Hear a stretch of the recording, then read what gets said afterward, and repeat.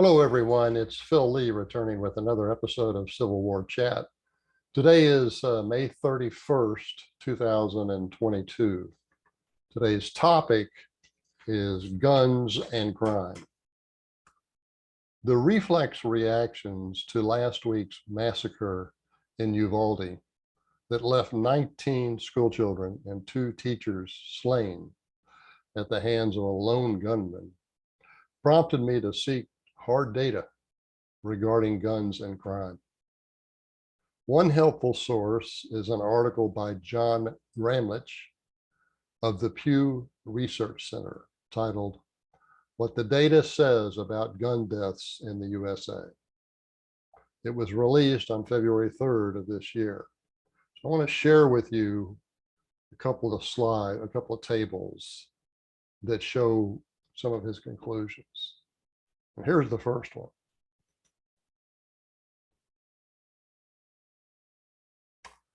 It documents that America's gun deaths during the year 2020 totaled about 45,000. About 54% of them were suicides, leaving 43% for homicides, and 3% for other categories, including 1% who were killed by policemen. Of the gun homicides, about 60% were committed with handguns, whereas only 3% were with rifles and 1% with shotguns. Fully 36% of the incident reports, however, either did not specify a gun type or identified a rare gun type. In sum, most of the gun deaths resulted from suicide as opposed to homicide. Additionally, only 3% result from rifles, including so-called assault weapons. Among the reflex reactions in the political left was a message from former President Barack Obama linking the killing of Uvalde's innocent schoolchildren to the 2-year-old death of BLM symbol George Floyd, who was an adult and also a convicted criminal, caught in the act of spending counterfeit $20 bills at the time he was arrested,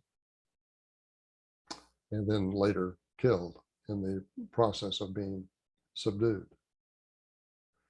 While left-wing leaders like Obama allege that the justice system victimizes Blacks because they compose about 38% of the nation's prisoners, as compared to only 14% of her population. Such crime apologists, and that's what they are apologists for crime, ignore the fact that Blacks commit far more crimes. I'll share another table that shows that. Let me pull that up now.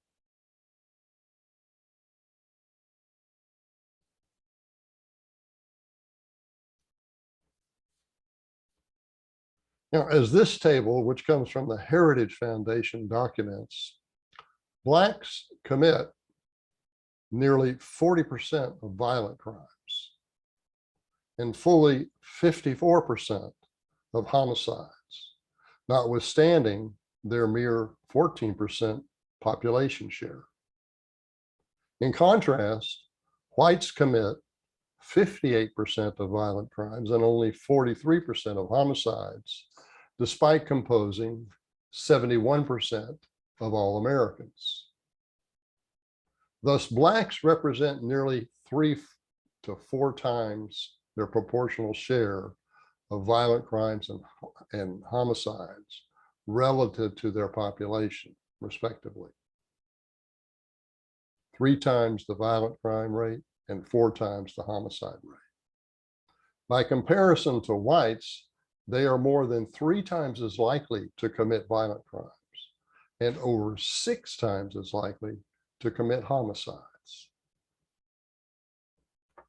Most ironically, the great plague of Black violence and homicide is predominantly among themselves. Fewer than 9% of Black homicides were caused by whites. Blacks, however, killed whites at twice that rate. Nearly 19% of whites were killed by Blacks, 81% by other whites. While the statistics point to a need for change of the culture in the Black community, most Blacks are law-abiding. That's an important point. The crimes are disproportionately committed by repeat offenders, increasingly in recent years set free by irresponsible prosecutors. The Black community can correct itself when common sense leaders take over and reject the false promises of the left-wing demagogues who buy votes with government handouts that perpetually hold the recipients in a state of dependency. Now, historian Jeffrey Hummel once perceptibly observed, that the Civil War as a process of emancipating slaves, which everyone cheered, but also enslaving free men. He realized that the increasing power of the central government would tend to enslave, increasingly enslave the ordinary American citizens under an oligarchy of cultural elites in Washington. Think about that the next time you fill up your gas tank.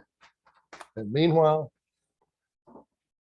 consider getting The Confederacy at Flood Tide by Philip Lee. If you want to know when the Confederacy had its best opportunity to win its independence, look at the 6 months between June of '62 to December of '62. It's covered in The Confederacy at Flood Tide at Amazon, Barnes & Noble. $28. If you want an autographed copy directly from me, it's $32. Just email me, Phil, PHIL _ Lee, LEIGH at me.com. Okay, I thank you for your interest, and I want to encourage you to go to Amazon. If you buy our books and you like them, please go to Amazon and give them a 5-star rating. That really helps us out. So that's it for today, and thanks for watching. I'll be back soon.